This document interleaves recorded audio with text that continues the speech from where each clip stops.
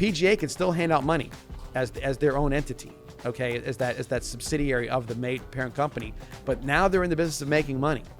Now in the business of, like, if they go get money from Coca-Cola or from whoever it may be, Budweiser or whatever it may be, it's okay. They'll funnel that money. What about the guys that were paid to go to Live Golf that are now going to be back in? What's going on there? And welcome to this edition of the 941 Sports Zone. I am John Masoni here with my partner to the left, John Peacock, and our special guest tonight, Mr. Frank Peacock, who is going to be the 941 Sports Zone special business and financial expert going forward, hopefully into many years of picking Frank's brain and getting his opinion on certain things that we don't understand, and maybe he does a lot better and can explain it to you better than we ever could.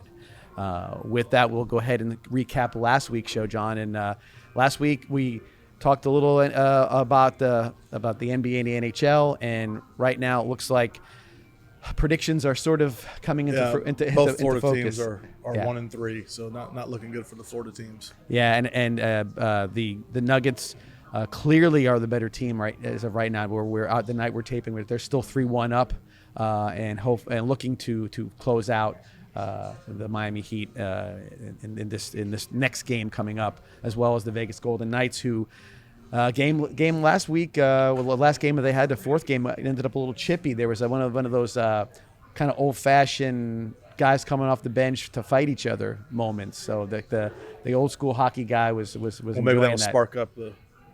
That's, in hockey, it's start a fight and get you guys fired up. So don't think that wasn't part of the process. The last game with the Heat, they were all right at the very end, and Nuggets just caught fire. They could not miss at the very end. The more and more I watch the Nuggets, what I'm impressed with is the athleticism of the guys that are they have guys that are 3 7-footers in the starting lineup. Yeah. They got Porter.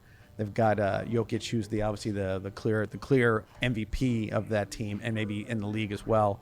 And you got Aaron Gordon too, and they're really, really good. So we'll see how they play out. Looks like the Florida teams are going to come up a little short, but you never know. That's why they play 7, not 5. This is going forward.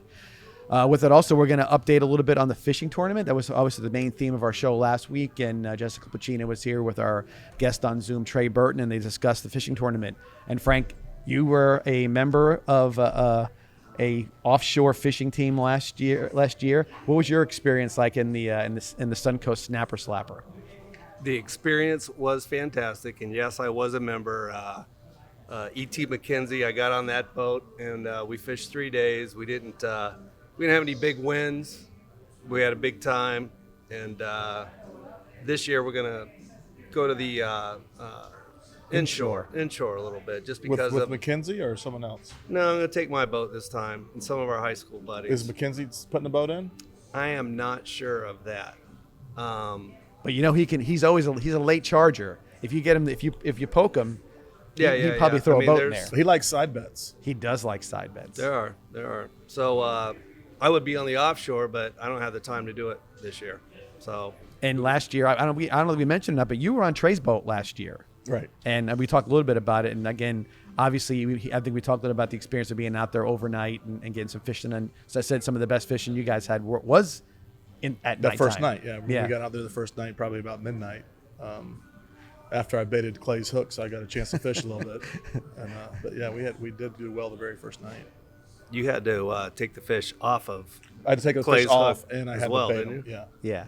That's what I understand. He's a great fisherman, but he requires a little bit of assistance when he's out there. Yeah, I mean he's the superstar out there, so he gets treated like a superstar. Well, even his brother kind of deferred to him, right, a little bit, right? No, I mean, he's like, hey, that guy's a fisherman, so got to get him right. Like I said, it's like one of those guys that when he comes in, it's already prepped to go and slips his gloves on and off he runs. So, yeah, but again, www.suncoastsnapperslapper.com. Go out there and look and see how to register. Not only as a fisherman offshore, inshore, but also as a sponsor, which obviously is a big part of what happens there. And along with those, the actual fishing tournament festivities that run from the 21st to the 24th, there are other events going on. Yeah, one of the best events is the sponsor party. That's a really good time. Listen, that was a fantastic get together.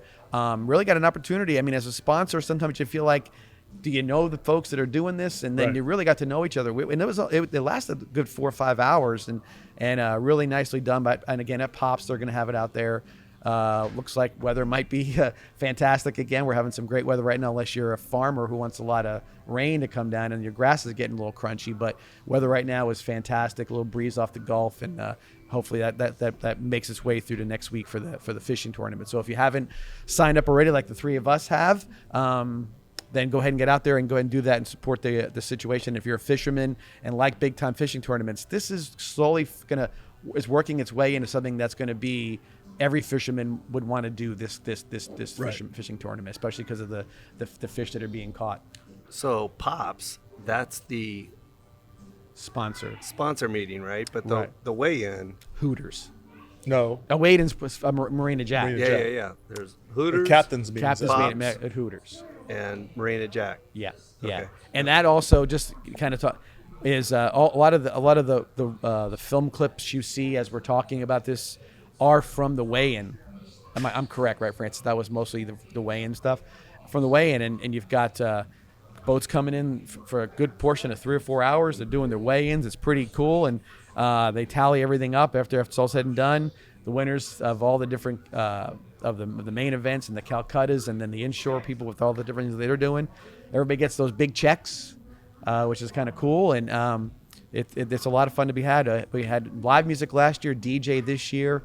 So all in all, it's a good time. They'll have raffle prizes. They'll have the silent auction stuff as well. So good stuff to be had. I think we got a participation trophy last year.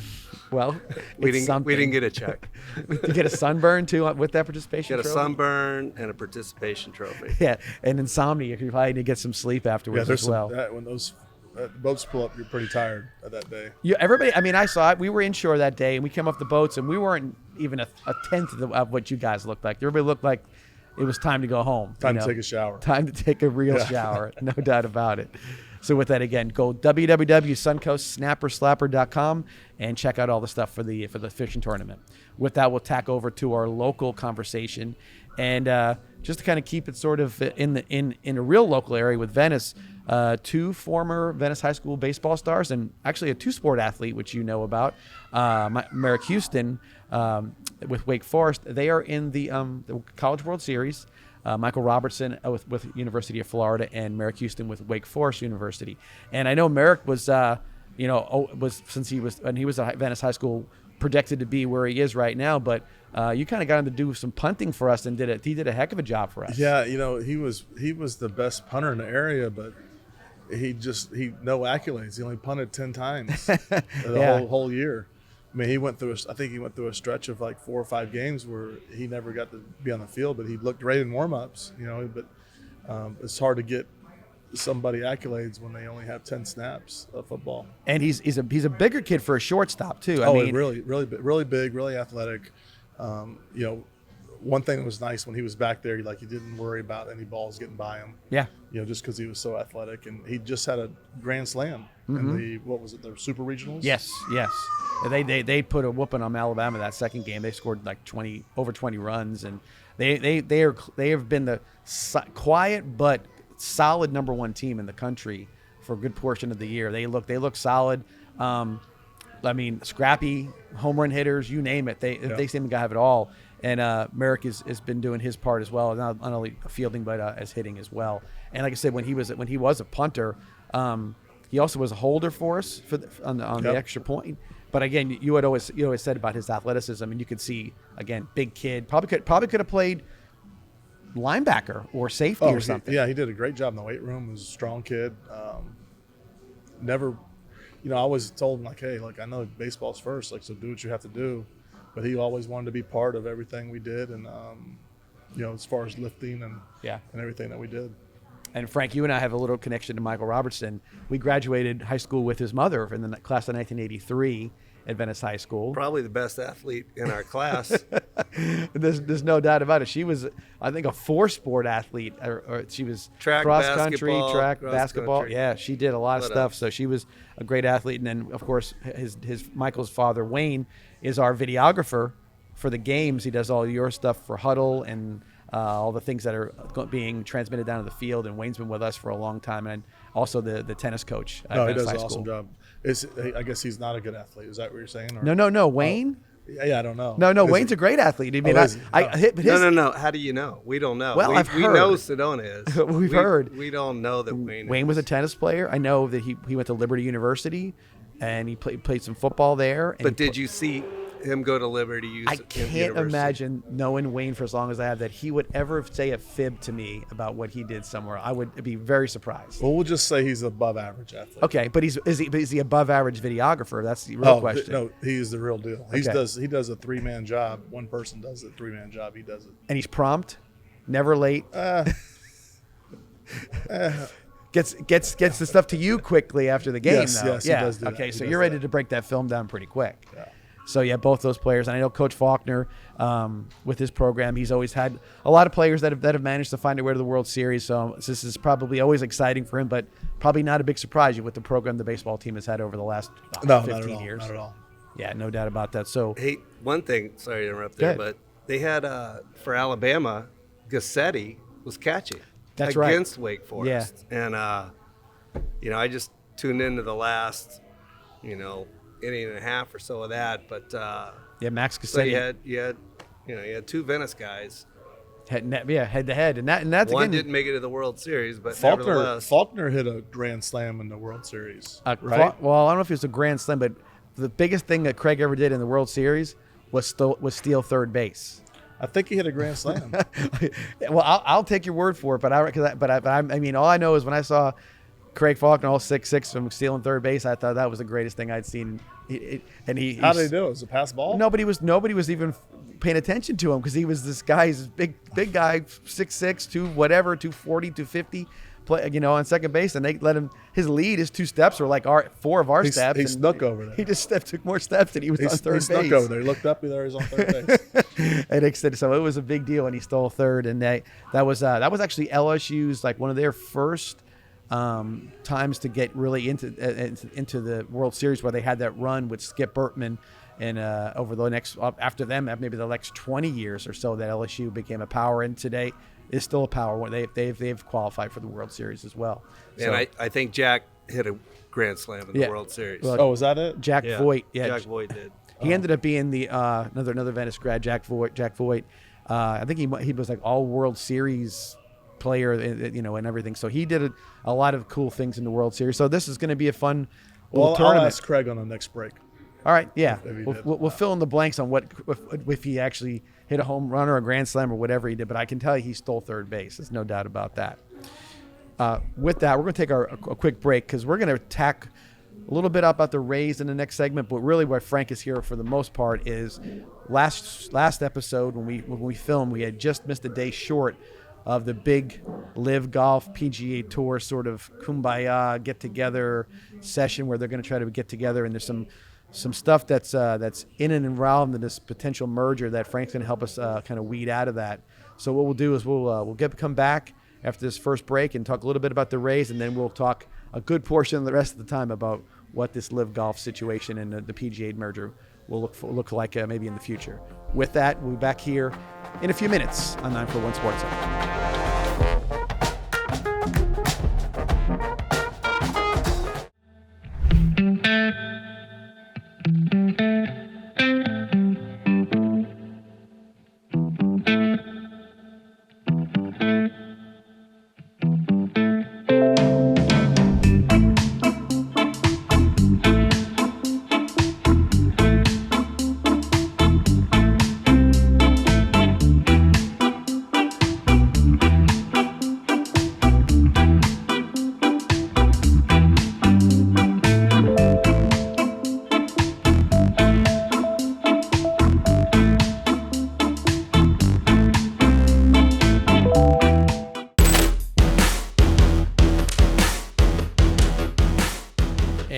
Back to the 941 Sports Zone. And if I had to mention earlier, we are again at our home for 941 Sports Zone. Douglas Jeep, Monty Jacobs and the crew having us here again, and always being very accommodating. And so far, so good. The sunshine is sort of not making its way here. It's going to get down there in a second, I think.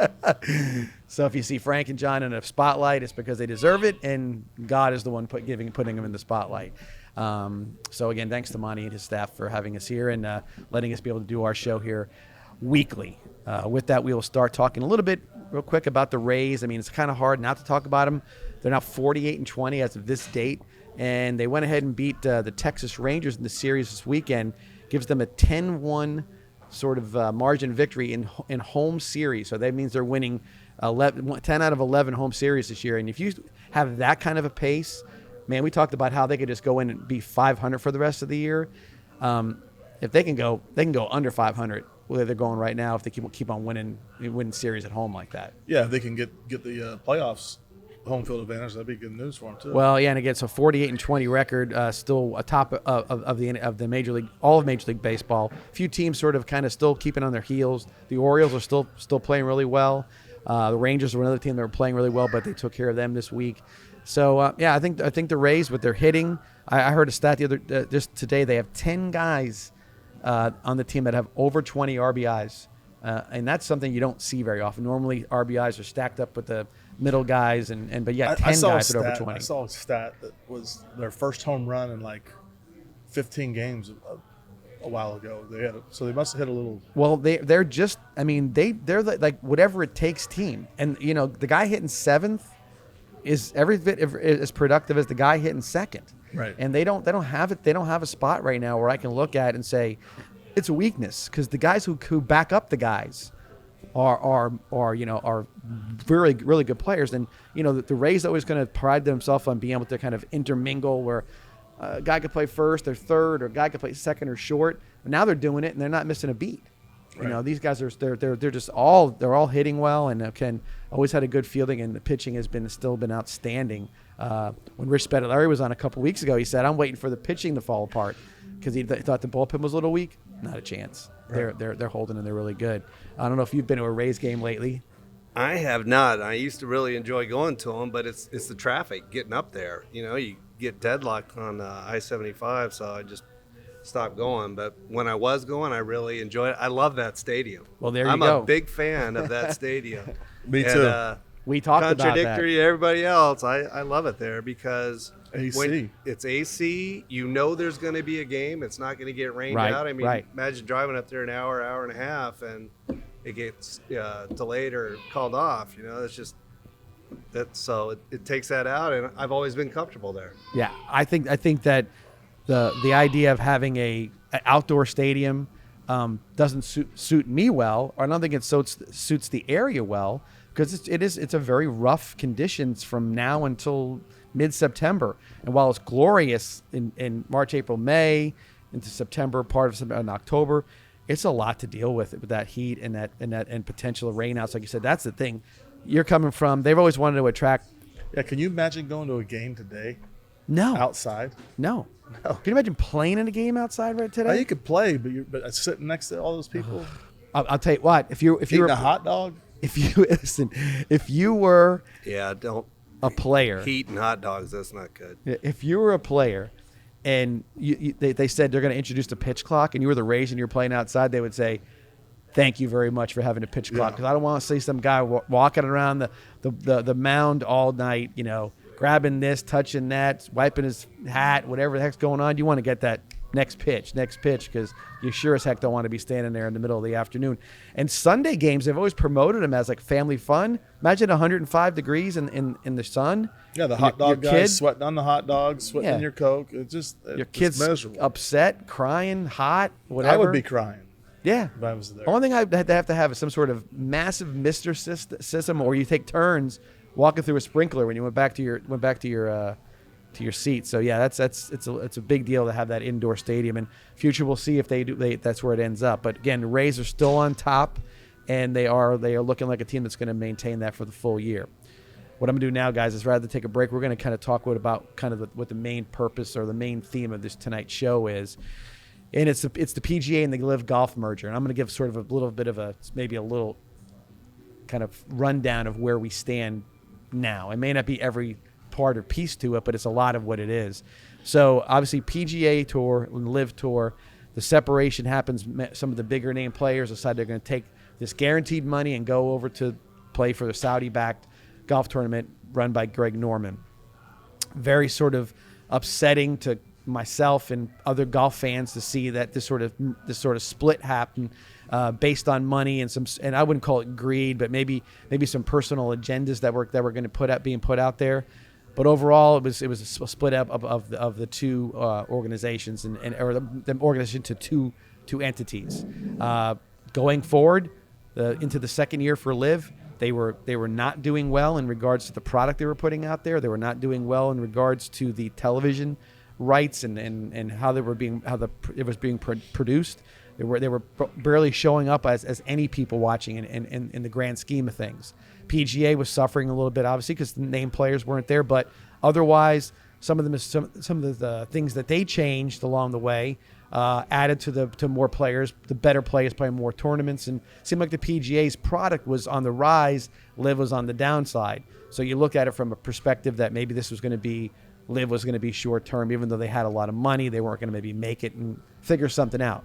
Well, lo and behold, last Tuesday morning, out of nowhere, there they are, the two main players in this whole thing, the PGA commissioner, Jay Monahan, and the LIV Golf financier from the PIF, which is the fund that funds it from Saudis. And I won't even attempt his name. Al Yashir is his last name. But they're together and they're talking about a merger and how they've decided to have this thing come together in a situation that nobody knew was happening. I think 4 guys in the world knew this was happening, and all of a sudden there's an agreement. What are the in kind. details? So here's what the details are. So PGA Golf will remain PGA Golf, but they're going to be a subsidiary or underneath a blanketed or a big LLC, for-profit corporation that's going to be invested heavily by the Saudi-backed PIF. That's the fund that they have, and that group, that LLC will then be sort of the, I guess I can't get the right word, but they're going to be the parent company to the PGA, to the DP World Tour, which is the European tour, and then also to some form of what LIV Golf is. They haven't really said, and LIV Golf will remain. They're just saying that some form of what format they had put together, which is a team-oriented game as well as individual game, is going to be under this big blanket. And the players on that are going to be the PGA Tour commissioner, the PIF fund guy, Al Yashir, and then a few other people that have put on the board there. And then the other ones will operate. The PGA will be the governing body. They will be like they will set the standards, the tournaments, the rules, whatever you want to say. They're going to be the standard bearers for whatever products are put out there, and they're going to try to work together to How sort much of grow money golf. did LIV Golf have to give up? So therein lies the situation. This is why Frank's here as well. So the money is not there. Okay, they haven't said anything about the amounts of money. However, what they have said is that they're moving forward. This big company will be a for-profit company. So you understand, the PGA was not a for-profit company. The PGA was a 501(c) charitable organization. Every time you see, if you watch the golf on Sunday afternoon, Jim Nantz is talking to some CEO or some marketing director from some major corporation who is a title company, and they're handing out $6 million to the local children's hospital. They're handing out $10 million to the food bank. They're doing whatever they're doing as a charitable organization. That's how the sponsorship money comes in. It funds the prize money, and it also raises money or funding for something in the community. And that's how it's been done in the past.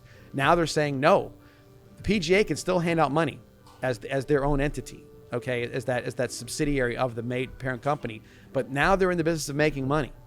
Now in the business of, like, if they go get money from Coca-Cola or from whoever it may be, Budweiser or whatever it may be, it's okay. They'll funnel that money where it's needed. What about the guys that were paid to go to LIV Golf that are now going to be back in? What's going on there? So, Frank, I'm going to ask you this question. Okay, so they have signed contracts, but with LIV. You're talking about the people that have contracts with LIV. With LIV. And what they've done is it would be similar to any other sports contract, except it's not really with the league. They really signed with this fund. Okay. Well, if they have an agreement with LIV, then they have an agreement with LIV. All right. Right. So, what would prevent that agreement from continuing on? I don't know. I don't have the answer to that. Okay. So the question would be this though. So let's say Phil Mickelson, $200 million, and according to what they are now finally starting to talk about these contracts, because they were told these contracts are for like personal. Like it wasn't like they signed like a personal. Were they employees? Were they subcontractors? Were they were they? Were they? So my opinion is they were employees. Okay. Because they had to there wasn't like 1099 guy in the PGA. Let's say you said, you know what, I ain't feeling it this week. I don't know if I'm going to go to the whatever tournament, the Venice Open. Well, they didn't have to go. These are almost really legal size, so I don't want to get out of my zone because I'm that's not my deal. From a money perspective, Phil got $100 million up front. Yep. Okay, and so I would imagine he's playing in all these places, or because like I said, from a perspective of from a tax perspective, and he makes $33 million for the next 3 years. Yep. Okay. Yep.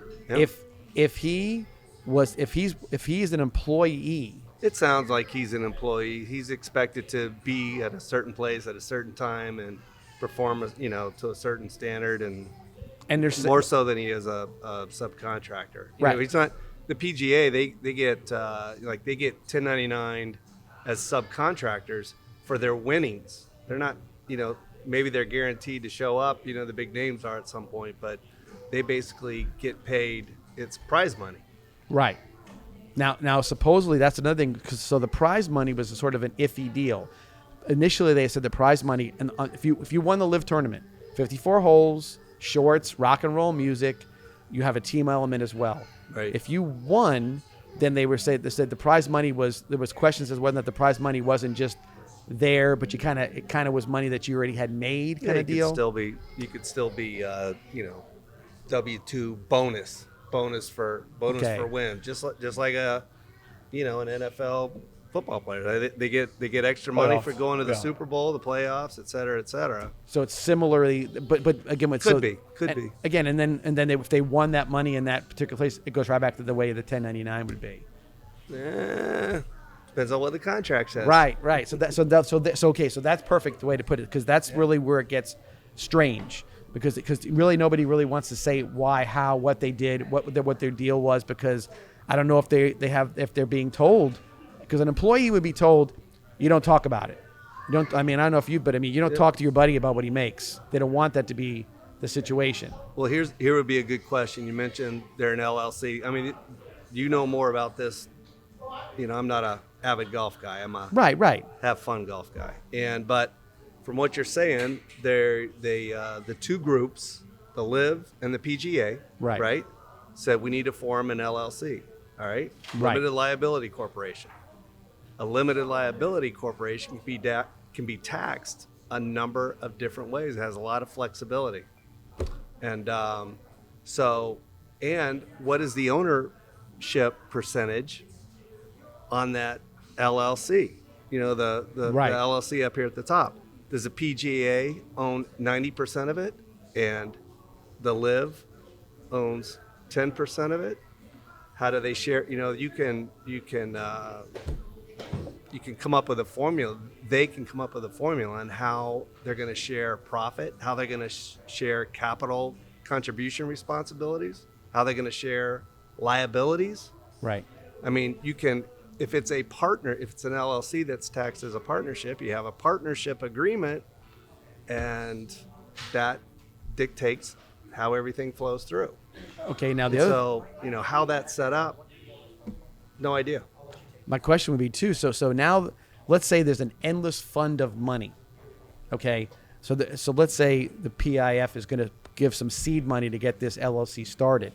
And they're going to try to make money, obviously, through the normal channels, whatever those channels would be, sponsorships, however that works. But they would never, if the PIF was sort of let's say things started to flounder a bit. The PIF's got $600 billion. They could just keep funding it if they wanted to, I guess. So I mean, how does that even work? I mean, it's because if you're gonna do this, so you're never not profitable if one guy's got $600 billion, he can keep putting money into it for. Yeah, and it may be where like PGA, John plays for the PGA, John Peacock plays for the PGA, John Massoni plays for the LIV. You have a contract for either one with each one of them, and even though you're both golfers, you're both professional golfers, and in the end it goes to this LLC. It doesn't have any, that agreement may or may not have anything to do with the contract over here and the contract over here. Right. So LIV could still be paying you whatever your agreement is, and you could be playing PGA and earning winnings without any much of any guarantee. So so let me ask you this question, based on what Frank just said, and this is why it gets weird. So if LIV and PGA are going to try to find some common ground, and let's say you're Dustin Johnson and you're like, you know what? I don't want to go play back there. I left that because it was a lot about the money, but I like to hang out with my wife and only work 12 weeks a year. I don't want to go back and compete on the PGA Tour.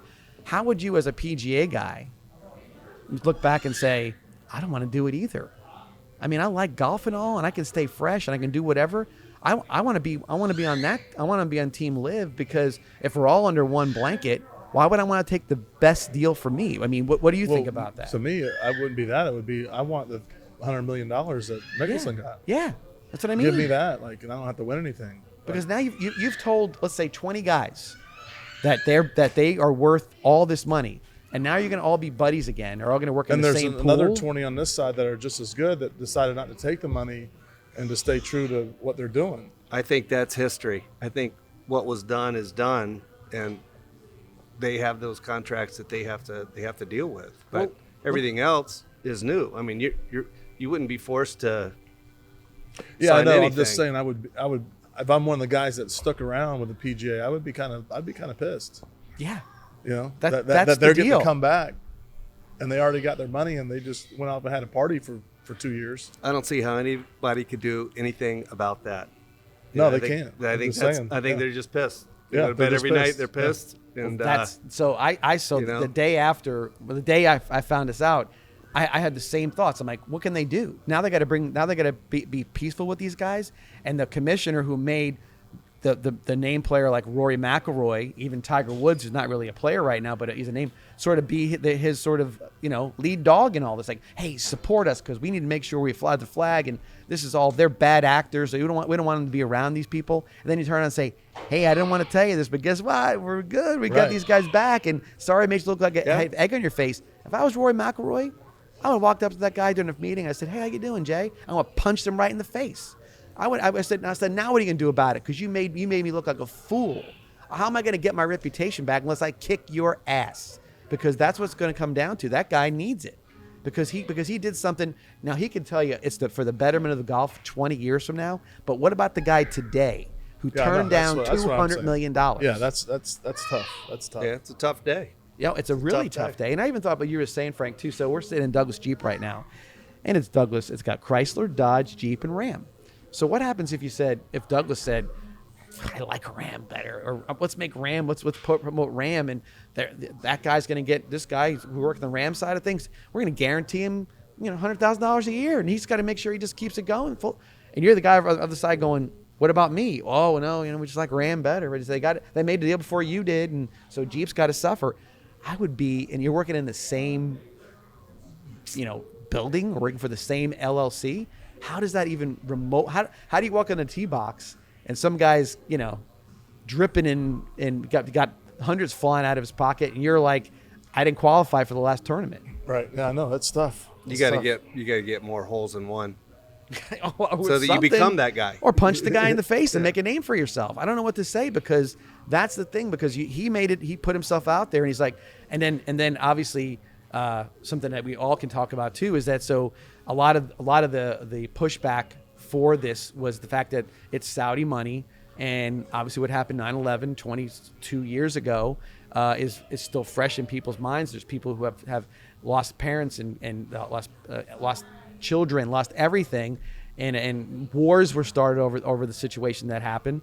And now all of a sudden you come out initially and say, hey man, these are bad guys, and now you want me to go ahead and say they're good guys? Yeah, that's the weird part. How do you do that? I mean, what would you do? I mean, how would you handle That's it? the weird part, is that they did come out and say these are bad people, and now they're getting in business with them. That's kind of strange. What would your thought be? Would you be like, seriously, now I know so here's the problem.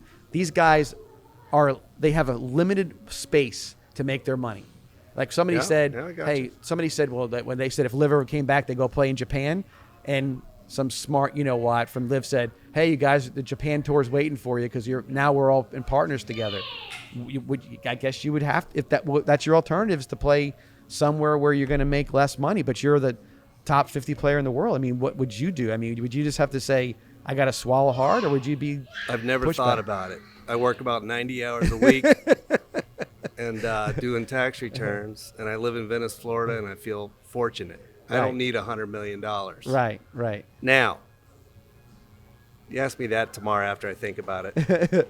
Tonight. You'll be mad. I don't know. I'd probably be a little upset. Yeah, I mean, it's a lot. And again, even the commissioner himself, I mean, he went on, very, very sort of, poignant moment where he's in New Jersey and he's talking to the people of New York City and talking about how, how he feels about the Saudis and how bad it is, and ask a PGA guy if he ever had to apologize to being a PGA guy.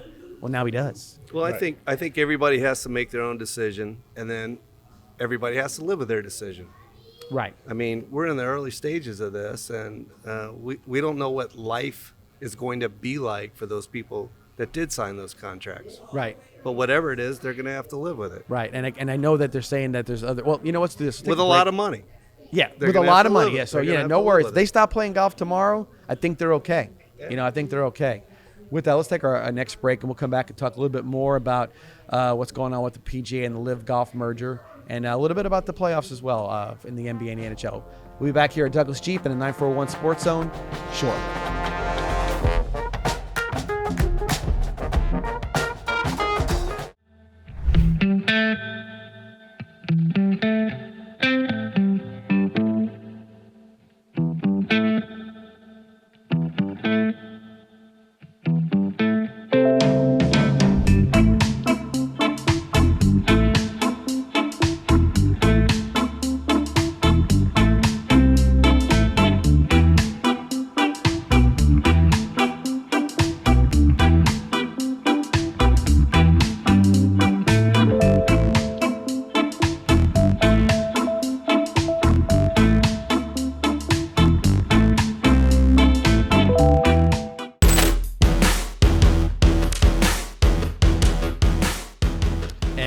To the 941 Sports Zone with our special guest Frank Peacock tonight, and of course my co-host John Peacock on the other end of the desk over there. We had started our conversation a little in the midst of our state conversation. We started a good portion of our other conversations. So with that, we'll take a quick run into our national segment.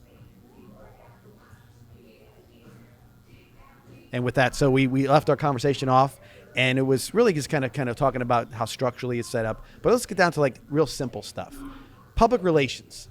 Okay, we talked about it a little bit. But if you were the LIV golf guy and you went over there and you suffered through a lot of people. Wait, you mean a LIV golfer? Golfer, right, the golfer, right. And he went over there and took a lot of crap from people, and for the media and everything else. And so now you've already taken your body blows. And now you're a PGA guy really with no choice in this matter at this point. If you're going to maintain your status as a professional golfer, and you have to be part of the Saudi situation. How do you look at that when they have to ask you the question? What do you say? They're technically your boss. Are you going to say like I hate them, or what do you do? It seems like a public relations nightmare. What would you do, John? Oh man, if I was getting paid, I probably wouldn't say anything. Have to say peace out. No comment. And that's I really, wonder, with all this said, I wonder if they're going to lose sponsorship. Well, okay. Frank, I'll ask you the question. If you're a sponsor and you're sponsoring a company now, an LLC that has, well, I guess the NFL is similar to this, but you have unlimited amounts of money coming in to fund this, and I'm gonna get you to be my sponsor, and they're gonna say, well, you know what, you're gonna sponsor, but you're going to sponsor LIV, and because you are sponsoring them. They're part of it. That's the point. If you say because you're gonna. Yeah, well, that's easy. If I'm a corporate executive, I have to measure that. Right. What is the sentiment towards my product or my business or I would think whatever it is I sell. They very well could. Think about the a lot of the stuff that they drape themselves in. It's very, very, it's Cadillac, it's Rolex, Budweiser, it's high, yeah, right. it's all that think stuff they like will that. Lose a lot of sponsorship But the sponsor's going to say, okay, well, we can find other ways to put our sponsorship or advertising money in different ways. And do I want to run if this has all been sort of wrapped in charitability? Now all of a sudden you're saying, well, yeah, it is, and we'll make sure the money is funneled. But honestly, we're just making the Saudis richer in so many ways, right? That's what we just think. Well, I mean, if you said they have $600 billion, they're probably not. Maybe they're not worried about sponsorship. Well, only thing I can actually equate to this was when there was a protesting being done against the Masters. Obviously, Masters for a long, long time didn't allow any women into the club, and it was a men only type of thing. And they had protests, and those protesters said, we're gonna hit you in the wallet. We're gonna protest Cadillac. We're gonna protest all those big sponsors that you have on your program, and we're gonna make a nationwide deal where we're gonna boycott them all. And the Masters said, no, we're going to do this. We're going to have no sponsors. We're taking a break, and it's only going to be it's going to be 1 minute break at the top of the hour where we're going to reboot what's going on, and you're going to watch golf for the entire afternoon, commercial free. And they went, oh, now what do we do? So similarly, that could be the case. If a sponsor says I'm out, they're like, great, we'll just keep doing it this way, because ultimately the end goal, and we talked a little bit on the break, is what they're trying to accomplish is sports washing. And that's basically putting yourself into the dynamic of what you watch on TV or what you root for. If you're a Buccaneers fan and I'm a Jets fan and Frank's a Raiders fan, I'm going to be in your living room now. I'm part of that. I live and breathe in that part. And you're going to see me handing out trophies, and I'm all good, and I'm going to look right, and you're going to get used to me, and all those whatever I've done, atrocities or whatever things I've done, kind of goes away because we're just washing it away little by little, because you get I'm in your room a little bit. I mean, that's what they're looking to do. Possibly, I think, but I just think I think people are going to step away. And Frank, what do you think about that? You mean similar sentiments, or what do you think? It's tough for me to say. Like, for one, I've never seen a LIV tournament. I've never. Yes, you have. Every Saturday when we play golf together, that's a LIV tournament. What do you mean? It's how they come out. Shorts. Playing music. Yeah. Well, that's smoking cigars, whatever they want to do. That's what they're doing. That's our guys. But the LIV, I've never seen the LIV. So, I haven't either. But I don't think any TV networks really picked it up. Right? The CW, which is where you watch the reruns and you watch like the Maury Povich show and stuff like that. It's on the CW. And it's on in the afternoon, and there's really no fanfare for it. You'd have to like, if you really wanted to watch a college baseball game third week of the year, and you're like, God, let's see where it's at. And it said, oh, it's on ESPN plus. I gotta pay $6.99 to get it. It's not that, but it's similar to like you have to like stumble on it, or by accident find it, right? Because there's nobody who's yearning to see Bryson DeChambeau or Patrick Reed or Dustin Johnson, because what's the purpose? What a point is the purpose of that? Well, if you talk about the economics of it, who does watch it? Are they generating any revenue, or is it just being funded by a group? What? I think it's just being funded by a group. It is. So would it be funded endlessly if there was no profit to it? Or would it eventually fade away if there was no revenue being generated from the organization? I mean, I don't know the answer to that, but it's a question. And how deep are their pockets to fund somebody like an organization like this? I'll give you an analogy. Name the two greatest boxers you've ever seen that you've ever seen. I know Mike Tyson's one of them for you, John. Mike Tyson. And who else? Who's your second guy? Who do you want to see Mike Tyson fight? Well, Holyfield. Okay, what about you? Muhammad Ali. And anybody? Go. You can go back to the Jack. Thomas Hearns. Okay. So you can see those two guys fight, and let's just say they announce it. Not quite a fair fight. I mean, Right, but still, you want to see the fight, right? But still, so they announce the fight, and it's on. It's going to happen, and you're like, here's this fight. One guy's calling the guy names. He's calling him names. All the buildups coming, but it's going to be a year from now because they're going to have it in Vegas. It's going to be there's a buildup to this whole fight, and let's just say, 4 months into the buildup, they make an announcement. They said, "Hey, the two guys got together, and they don't want to fight. They're not going to fight. They like each other too much. They're going to figure out a way to work together. They're not mad anymore. They're not going to fight each other." LIV and PGA were prepping for a fight. Now it was going to be in a courtroom, and it was going to be something. But they both looked around and said, "The damage that could be done to either one of us is too hefty of a risk to take for our reputations or whatever." LIV was never going to run out of money, but their product was stunk. PGA was going to run out of money, but they were going to have trouble with litigation and everything else. So they came together before the fight even started. So the guys that were going to fight, if you want to call Rory McIlroy the fighter, he's like, if this was going to happen, why do we make, if we knew we didn't have the money to do this or the dexterity, and LIV had all this money and they had a crappy idea, why did we wait? Why did we do this at all? Right. It seems like a lot of waste of time and energy, at least for a year or so. And some guys, you mentioned about LIV, they lost their reputations. Maybe their reputations are already sort of a little bit, but they made them turn themselves into.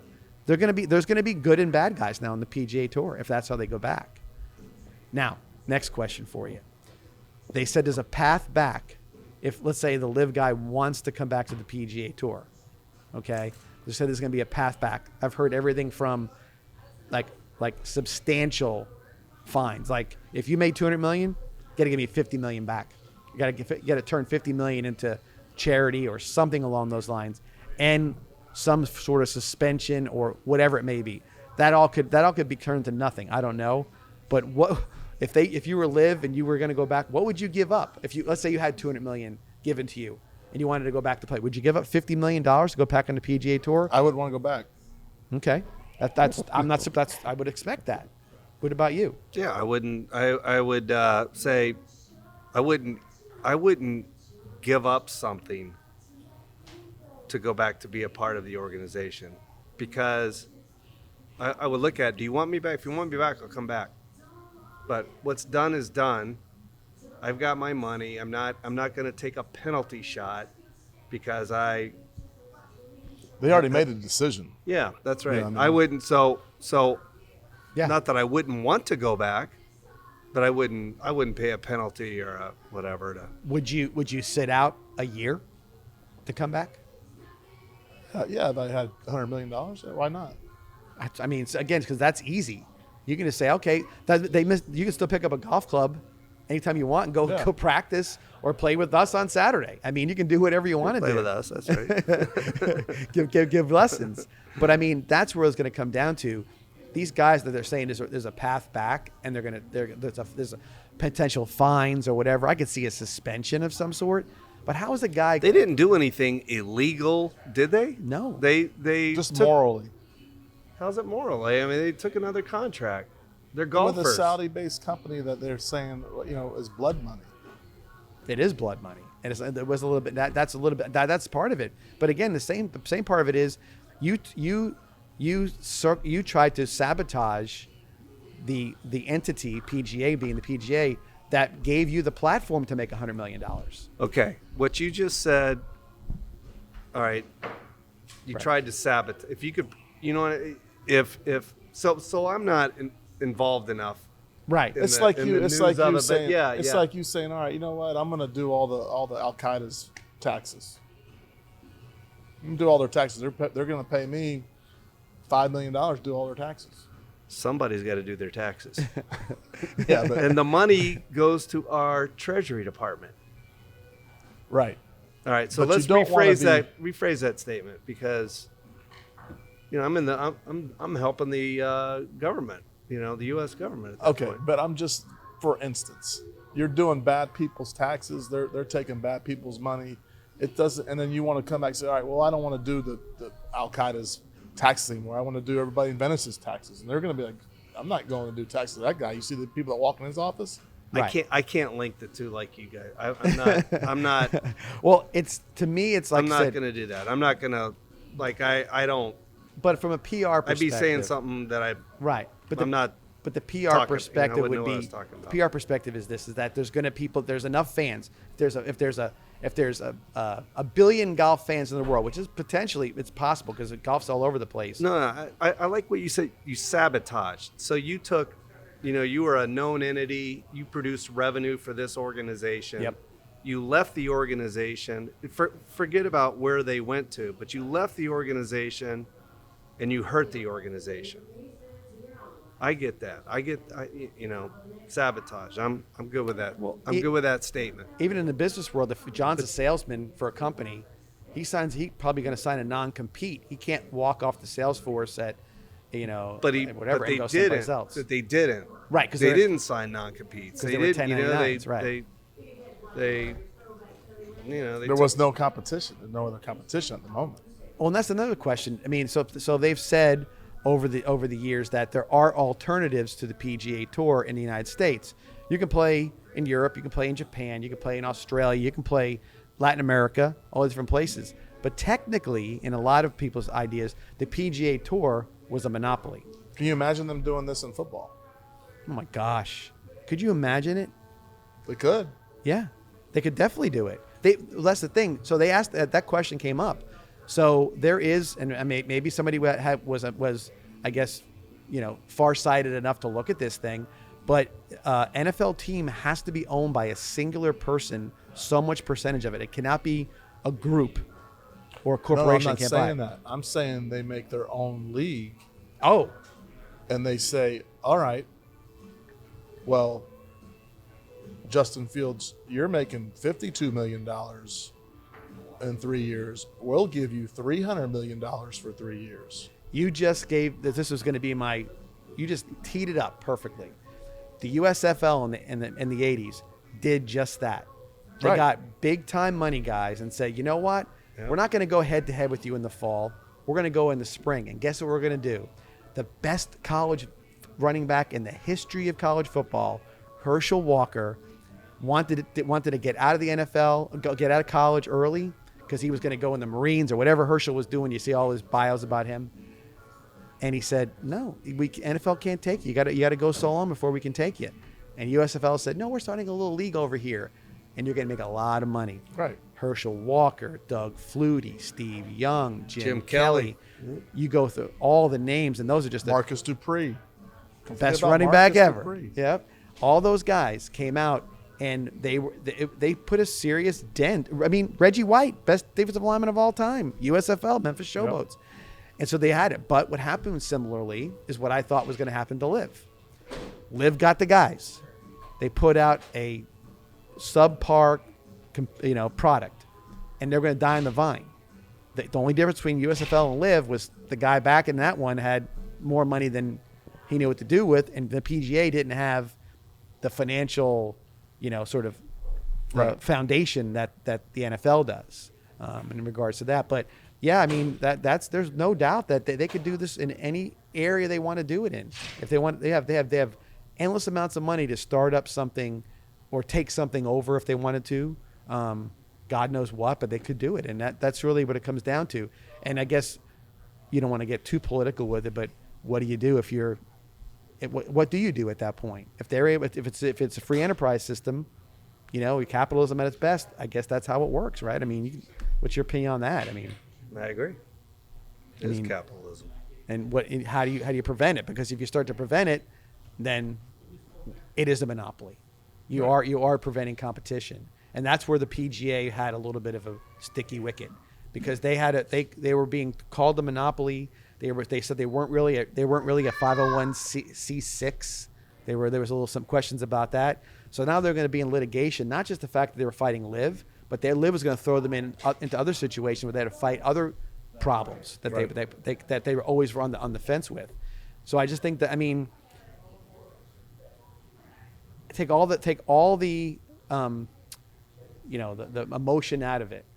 If you're looking at it right now, I'm looking at it 6 months from now, did those 4 guys in that room decide to do this? Is it in the long term the best for the golf as health of golf? Is it really the best for it? Is that the case? What do you think, Frank? Is it the best? You mean bringing For the health of the game, long term. Let's say we have short. Let's say memories go away 20 years from now. it didn't play out. The LIV didn't play out Right. on its own. Right. So can't really answer that. And but I think the best product will prevail, and that's what we're going to end up with in the Right. long run. Right. You know, it'll work itself out. What do you think as far I as think that's obviously with all the players coming back, I think that's going to be the best for golf as far as that goes. I don't know. I got to see what it looks like, whatever they decide how it mixes. Right. And now the other thing is they are saying that they're going to try to do some sort of team orientation. They maybe that's the thing. They won't say LIV is going to maintain after this year or the year after. They're saying that they still want to explore team golf. Now, team golf is fun. We do it on scrambles. We did it. Do you keep your team? So that the big part of LIV. Now, that would be fun to watch. So here's what it is. So let's say Phil Mickelson, when he went over there to LIV, and Dustin Johnson, they were all awarded franchises, and they got to pick their 4 other players on their team, and the best 4 scores every week won an equal grand prize. That would be fun to watch. Right. And now here's the thing, where the players were going to really make money on the LIV, where there's going to be a whole different deal. They owned the franchise. Right. There was supposedly a situation where they were going to, because let's say Dustin Johnson's team had Koepka on it or whatever else it was. People were talking. They were talking about being able to sell either the team, like rights to the team or their team, or sponsorships for another $500 million. Yeah, I don't see team golf as a big positive. No, no more than I see doubles in tennis as a big positive. Well, that's a good comparison. I'd rather watch a singles. I think that would match be fun. Like you have a team, you have a franchise, you have 30. You got uniforms. Yeah, and then you have a draft. Yeah. You cut people. Yeah. Other people can pick other Football people. teams are good. Baseball teams. I'm are just good. telling. I think that'd be fun to watch. Okay, but it would have to be marketed differently. Yeah. And I'd even say this to you. I think that would just. I'm not saying the whole thing like that. I'm saying maybe part of the big picture. Like wrestling, you have Dusty Rhodes was a wrestler, but Dusty Rhodes had a partner too for doubles wrestling. Yeah, right. They come off Dirty the Dick ropes. Murdoch. Yeah. He give you a double bionic elbow. No doubt. So final question for you guys about the LIV and the PGA. So PGA guys are real mad right now. They got to be. You'd be mad. I know I'd be mad whatever happened. And everybody's talking about LIV and the PGA, and they're thinking, well, this is all this different stuff. But, public opinion falls on the side of what happened. They're not for the LIV guys for the most part. Let's just say the biggest name in all of golf, maybe the last 100 years, hasn't said a word about this. Not one word. Tiger Woods. Let's say Tiger Woods right now has said, I am not about this. I am not going to do this. This is going to be my one giant thing I ever did. He's pooling all kinds of guys right now. Nike. Who else is in Tiger Woods' back pocket? And he says, Titleist. No. Well, it could be anybody. It could be Callaway. It could be any of those places, right? You know what? Let's start our own. Yeah, exactly. And my thought is someone goes over there. Let's say that happens, and they sign him up for $200 million. I'm not upset at that golfer for leaving the PGA. So here's how do you get upset at the individual golfer? Him and Jordan make one. Yeah, dude, I'm telling you, why could that not be a possibility? He has not said anything, and he's never been a guy to jump into the fray. He's always been sort of been like, he's taken that Michael Jordan approach, which is like, hey, you don't want to get in the middle of this kind of thing. But he did jump in when it first happened, and he's flat against the whole idea. What if Tiger says, what if he texts the entire PGA, got everybody's number and TGA. said, yeah, right, that's it, TGA, baby. And you say, you know what? You think that my name attached to this, and all you guys, they say they want to bring him in. Let's get 70 of us, okay? We'll attach ourselves to college golf. Let's make a real deal out of this. and we'll form our own LLC for profit. We'll all be profit shares. We'll form a union.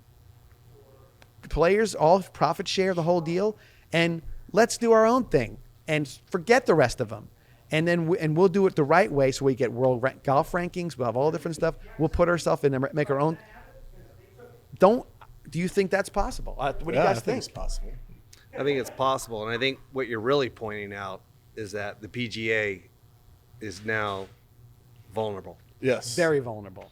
I think that, whether it's, someone like Tiger that you just mentioned or anyone else or any other organization, it appears Right. that there is vulnerability. And with that too, the other thing too. So with all that being the case, the PGA, which is, everybody kind of watches it similarly. I took a nap and woke up and watched the golf tournament or whatever it was. And this week being no different, the Canadian Open. And you can't, the PGA, you can't script it. It's never about the greatest players all the time. The greatest moments are just what they are. You didn't have a Canadian golfer win the Canadian Open for 70 years.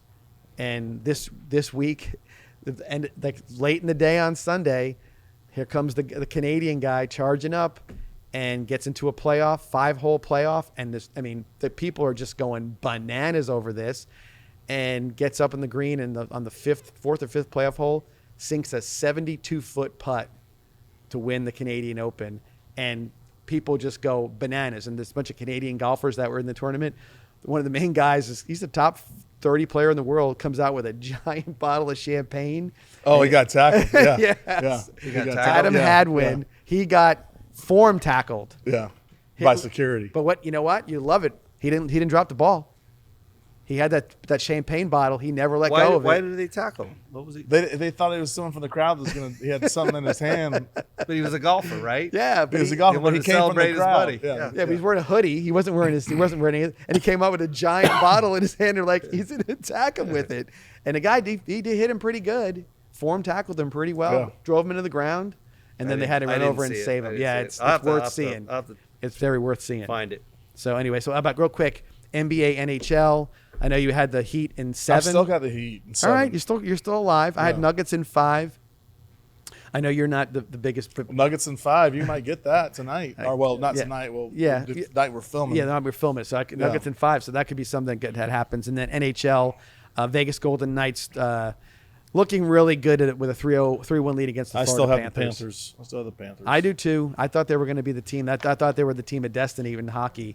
And even though I don't know anything about the NBA or the National Hockey League, I still want the two teams from Florida to win. So you shouldn't just pass. No, I was going to come back to that. Listen, so I was going to go back to you. I said yes. Disrespectful. So if you want, we'll keep you with the South Florida teams. Yeah, that's your prediction. Florida all the way. But don't forget that. Yes, we're down 1-3 in both. By the way, we got it. All right, I got it. I believe it too. We got it. All right, with that, we'll take our final break of the night and come back with our What's Bugging Me and prediction section of 941 Sports Zone. Back here at Douglas Jeep in a short while. See you.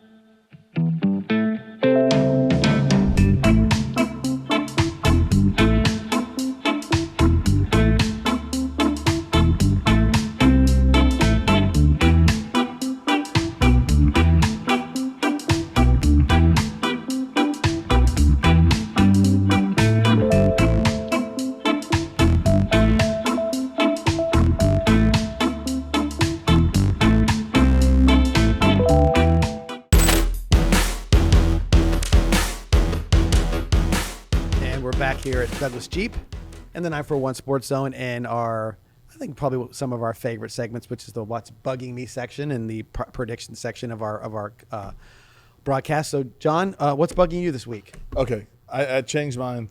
What's bugging me is talking about live golf. There you go. I can't talk about it anymore. Like I'm done. When we do live golf section, I'm leaving stage left. Leaving live conversation. Yeah. Frank, what's bugging you tonight? I almost agree with that. I wasn't bothered initially, but yeah, that's enough. That's enough. Live golf. But what really is bothering me? Yeah, there's something different about the three of us. I don't have a 941 Sports Zone shirt, and I've been sitting here as if I'm Who does? just walked off the Except told you street. they're What do very- what has to happen You have to become a sponsor for and me to they're be very expensive. unbothered? What is it? Help me out. It's $2,500 for the year to be a sponsor of the 941 Sports Zone. Right? That's 52 shows. You get a little scroll at the bottom.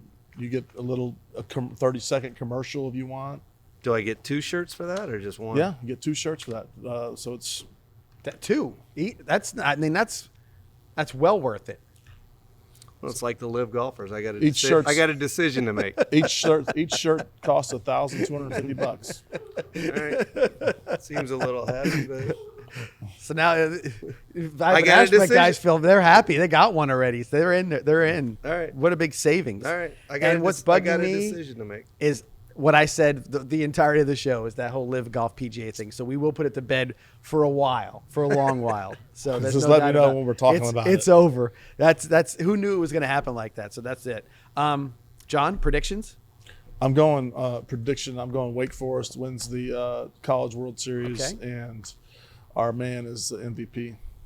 And Merrick Houston, MVP. All right. Frank? I predict Mikey Robertson makes ESPN in center field with a diving catch.